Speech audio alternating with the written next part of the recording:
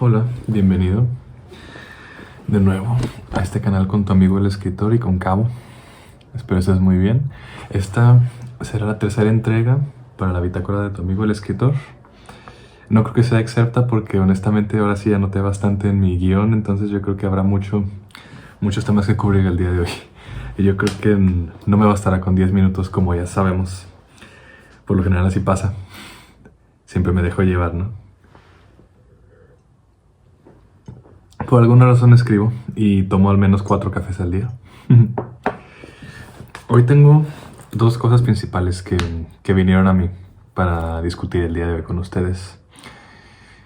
Primero me hice con un fan. Saludos, David. Nos escribimos por Instagram. Él también es escritor. Espero pronto tenerlo aquí conmigo. Ojalá y se llegue a algún acuerdo. Y tenemos aquí a un buen invitado. Porque es importante no estar en contacto entre nosotros. Que nos gusta escribir, que nos gusta plasmar nuestras ideas al papel. Como dice mi biografía que me hice aquí. He estado hablando con él un poco nada más. Espero así pueda hacerlo con muchos de ustedes, no nada más con uno, claro. Aunque cada cabeza es un mundo, ¿verdad? Pero vale la pena. Vale la pena conocer. Hoy he tomado muy poco café. Y eso que ya menos se me acaba esa. Es una mason jar de las de mi madre. Hablando con David me hizo una pregunta sobre qué libros me gustan, ¿no? ¿Qué autores me gustan? ¿Por qué los sigo y de qué se trata, no?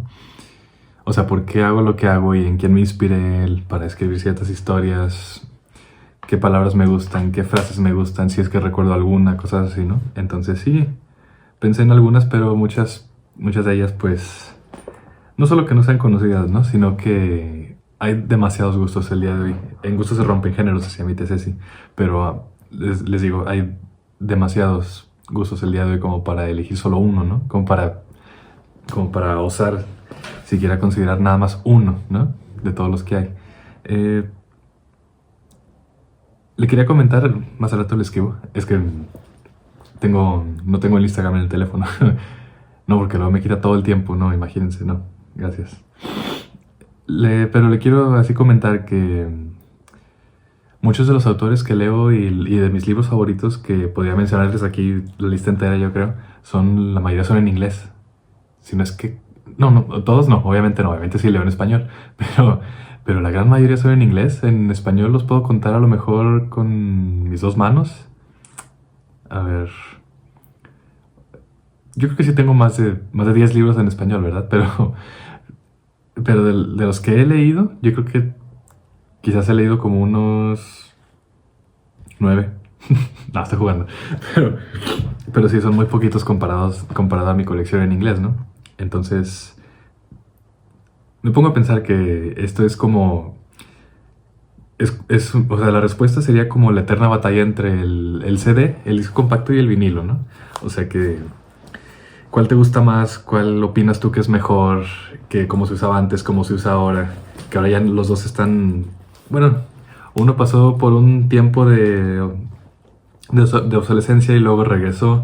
El CD pues ahí anda batallando todavía un poco, pero más o menos lo quieren regresar otra vez, pero... Fíjate, regresar otra vez, o sea, ya van 3 veces, ¿no?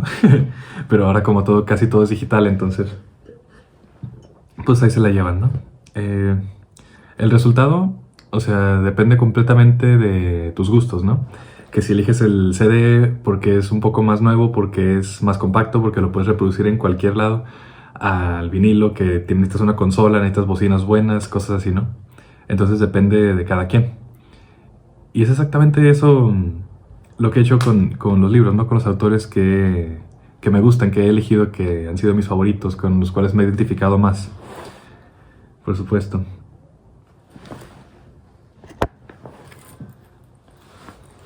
Listo, perdón. Una notificación, como siempre. Entonces, últimamente he estado, bueno, muy ocupado. Todo mi tiempo se ha dedicado completamente a la trilogía de Santiago Manzanera, que por supuesto se puede decir que comienza con con Azucenas. Estoy escribiendo lo que sería la primera parte de la trilogía, pero pero no estoy seguro. Yo quisiera decirles, que se entienda que esta trilogía que estoy escribiendo no es necesariamente, o sea, no es forzosamente que se debe leer de uno 2 a 3. No, no.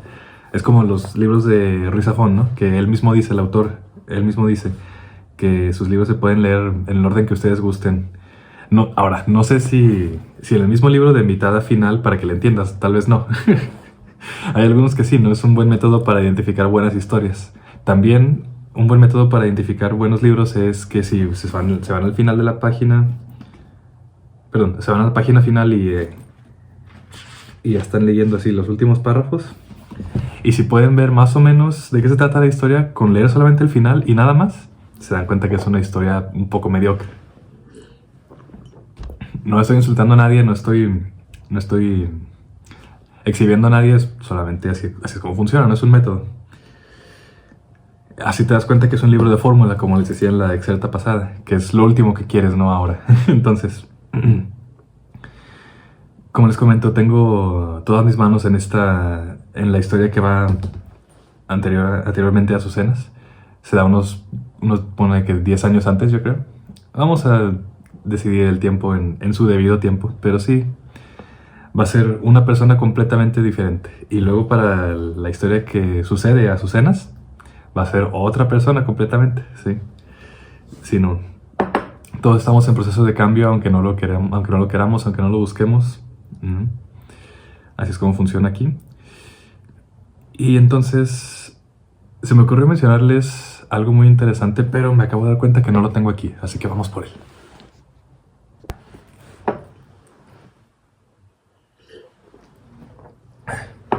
Bueno, estuve buscando en toda la casa, pensé que estaban en un baúl que tenemos ahí abajo, pensé que estaban en el cofre de acá de con Gustavo. Resulta que estaban aquí en la TARDIS.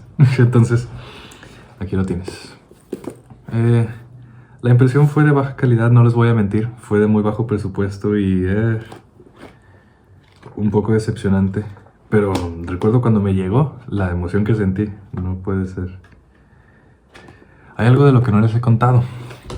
Algo que no he dicho en ninguna de las excerptas, en ninguno de los shorts. Bueno, los shorts ni siquiera hablo, no, pero en ninguna parte de mi bitácora he mencionado esto. Y bueno, como les decía hace rato que he estado muy ocupado con la trilogía de Santiago Manzanera y he dejado otros proyectos pospuestos, los he hecho por un buen motivo, ¿no? Porque me quiero concentrar completamente en esta historia, la siguiente historia, que no les quiero decir el título, todavía no es hora, no. No, la historia ni siquiera va a la mitad, entonces falta un ratito, ¿no? Pero esto no lo he mencionado, no porque, no, de hecho me enorgullezco mucho de esto que les voy a enseñar, pero sí fue un poco vergonzoso lo que sucedió con esta historia. Fue la primera que escribí, ¿no? La primera que terminé, o sea, que escribí y terminé y firmé al pie de página. O sea, lo que quiero decir es que fue la primera que me convenció, ¿no? Todas las demás que escribí antes de Azucenas, antes de cualquier otra que tenga aquí en la computadora, les falta algo. Bueno, les falta mucho, ¿no? Entonces, esta fue la primera que sí se ganó un buen lugar. Así es. Tanto que hasta la mandé a imprimir, ¿no? Que la mandé a publicar e imprimir. Autopublicar, por supuesto. Ya sabemos cómo va eso, ¿no? Ya sabemos ese cuento, ya lo escuchamos anteriormente. Tengo un libro que escribí durante la pandemia, gran parte de él se concibió durante la pandemia. Tanto la historia como la trama, como los personajes, todo eso me vino a la mente en un periodo, digámosle, un poco alejado de la realidad, ¿no? Que casi de fantasía. Aunque no, esto también es ficción, pero casi fantástico, ¿no? Y ahorita siento que fue hace décadas, que fue hace más tiempo del que puedo traer a remembranza, ¿no? Entonces,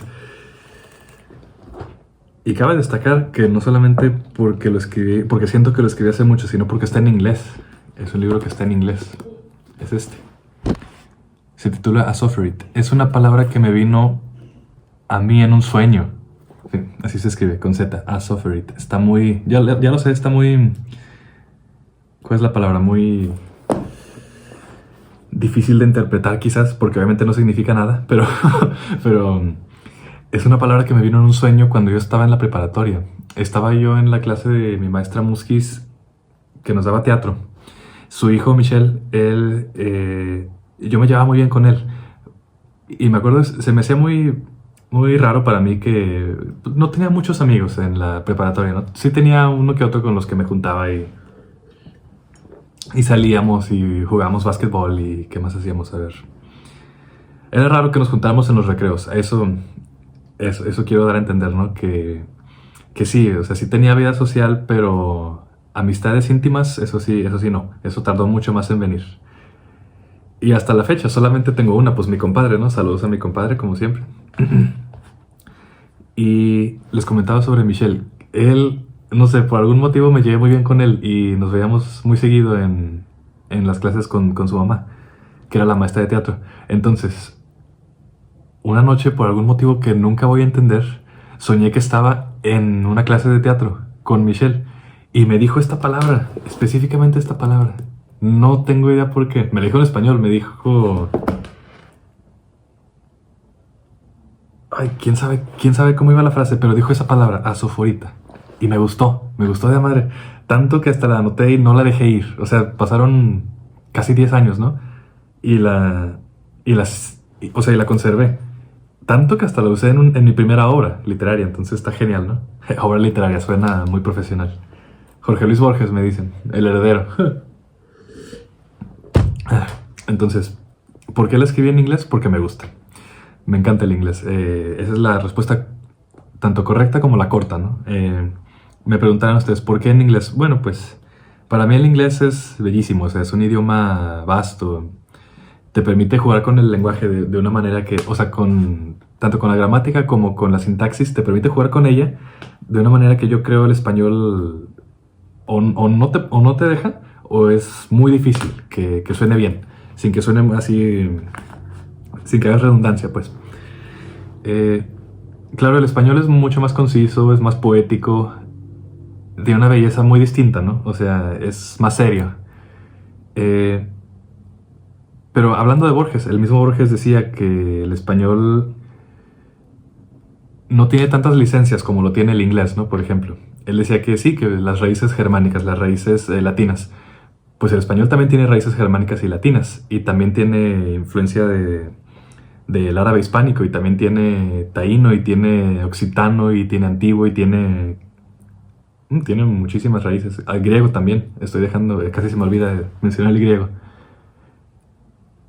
Además que cabe destacar que el español es una lengua romance y el inglés no lo es, a pesar de que los dos tengan raíces latinas, ¿no? Que comparten ciertas características del latín y del griego también, ¿sí? Bueno, pues todas las palabras en griego, ¿no? En español, o sea, una que se me viene a la mente, ¿cuál es? Teoría, ¿no? Por ejemplo, quizás... ¿Qué otra palabra en griego así que se me venga rápido? Piensa.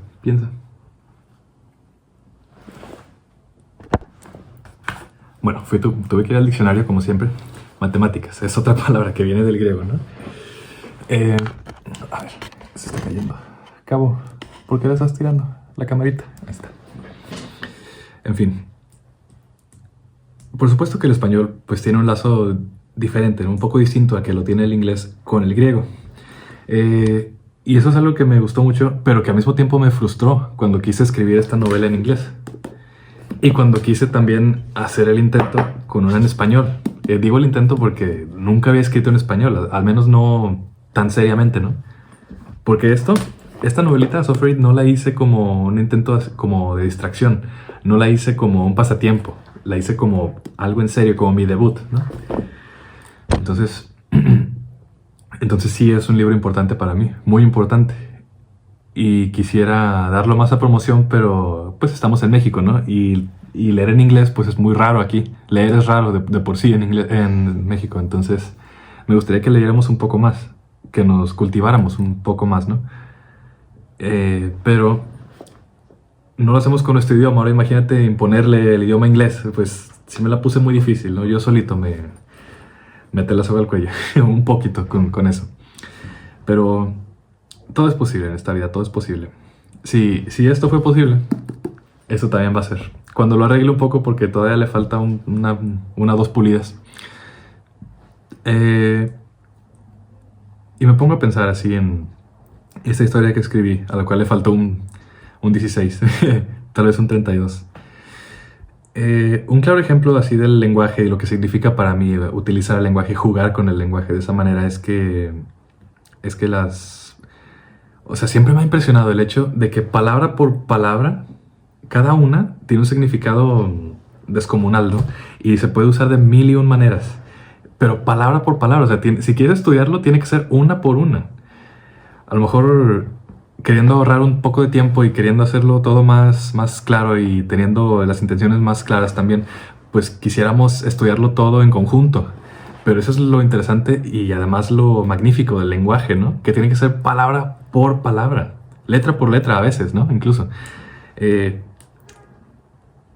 y por supuesto, después de eso vienen las reglas gramaticales y viene la sintaxis y viene el orden, el acomodo y cómo hacer lo que suene bien y cómo no caer en la redundancia y cuándo sí, cuándo no usar sustantivo antes que el enunciado y cosas, ¿no? O sea, demasiadas cosas que son ya muy específicas y de las cuales a lo mejor sé muy poco o nada, ¿no? o solamente a veces me dejo guiar por lo que veo, pero cuando estoy editando de vuelta me encuentro errores gramaticales y tengo que corregirlos, entonces, bueno. Lo bueno de ahí es que uno se da cuenta, ¿no? Que están mal, porque sí, el chiste pues, es ir estudiando y escribiendo, escribiendo, y leyendo un poco, corrigiendo cosas y demás, ¿no? Ya sabemos cómo va eso. Un claro ejemplo de una palabra que me gusta mucho, que viene del griego, y está en el inglés, pero no en el español, y eso sí me frustró mucho. La quise usar en esta novela, porque define a la perfección a uno de los personajes que salen a sus cenas. Y no la pude usar, porque en español no existe esa palabra. En inglés se dice obsemath. Esa palabra también existe en el francés. No sé cómo se pronunciará, obsimati, no, quién sabe, ¿no? Alguna vez estudié francés y eso fue un caos, no quieren saber cómo estuvo eso. No, el famoso avoir y el être nunca me hallé con ese. A lo mejor algún día lo retomaré, pero por mientras no. Pero esa palabra obsimath viene del griego. Se escribe, aquí les voy a dejar cómo se escribe, Cabo, haznos un favor, dinos cómo se escribe. Y en griego, opse significa tarde y mantanó significa conocimiento o aprendizaje. Entonces la palabra en sí se usa para referir a una persona, hombre, mujer, lo que sea, que aprendió tarde en su vida.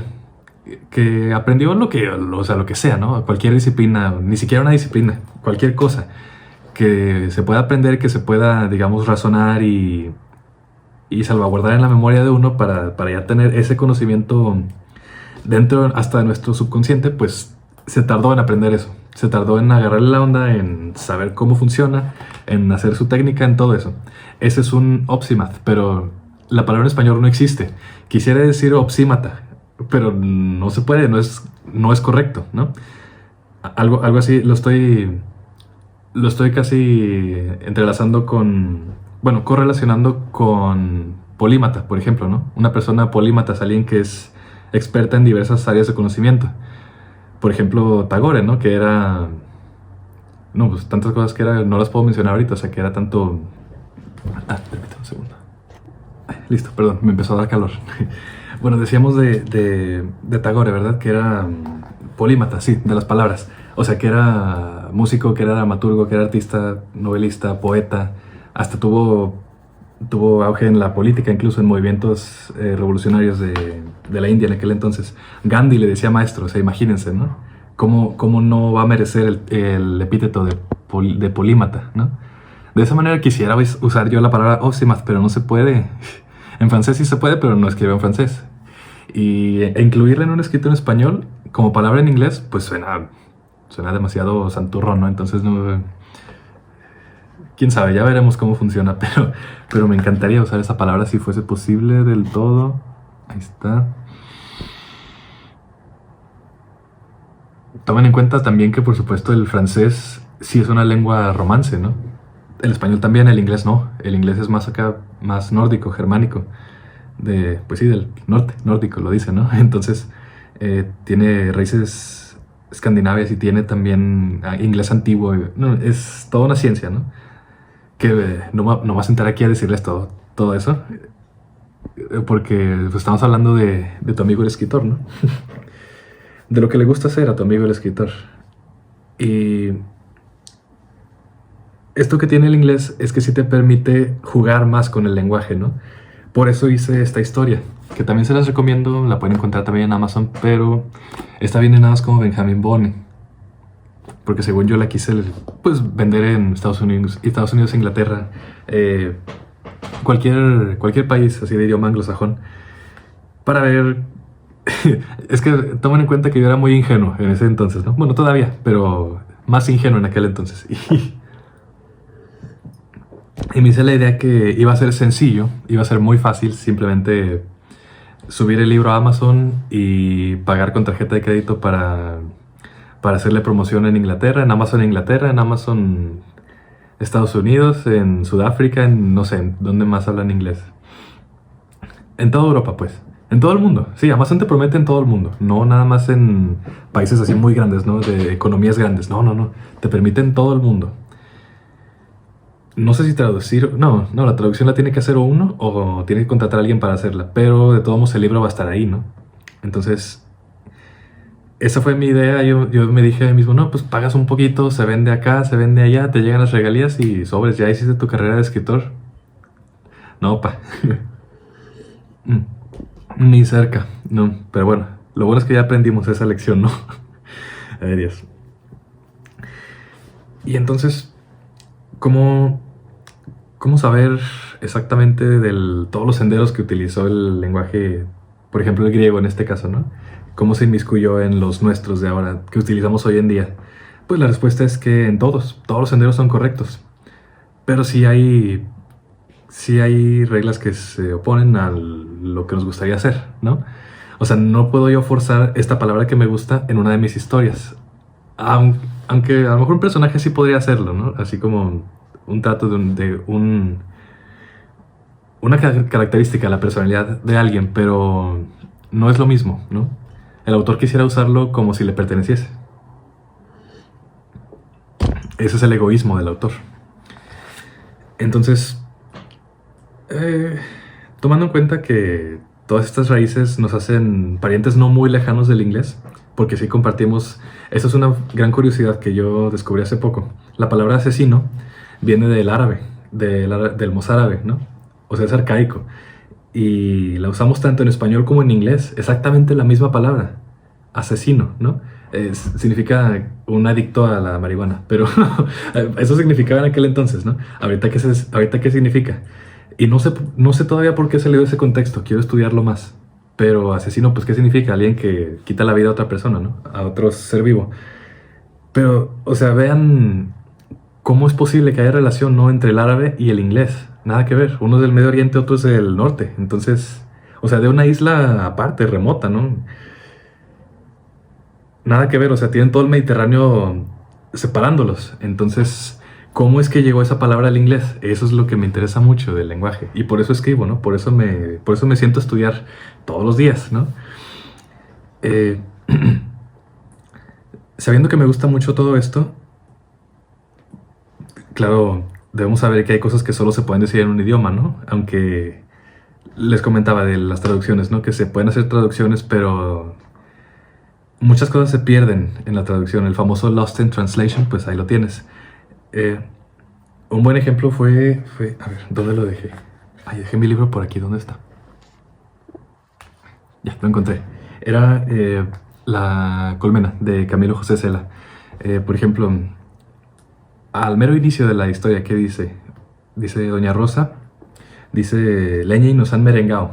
O sea, ¿cómo traduces eso al inglés, no? ¿Cómo lo traduces al francés? Sí le puedes hallar una manera de ahí, no quiero decir tergiversarlo, el significado, pero sí puedes hallar una manera quizás de acomodarlo un poco, aunque los engranes no embonen completamente, pero sí puedes darlo a entender, ¿no? Ahora que otra frase, por ejemplo, del inglés al español sería, no sé, aquí tengo una buena, dice, I don't know how many hearts you've touched, but I know you've touched the right ones. ¿Cómo dices eso en español? No te quedaste jugando. Es una frase que viene aquí. Es muy fácil, ¿no? O sea, no sé cuántos corazones has tocado, mi amigo, refiriéndose a alguien en la historia, pero sé que has tocado los correctos. Me gustó mucho cuando la escribí. También dice, It's delightfully empowering to know one's place in life, isn't it? ¿Eso cómo se podría traducir? Ay,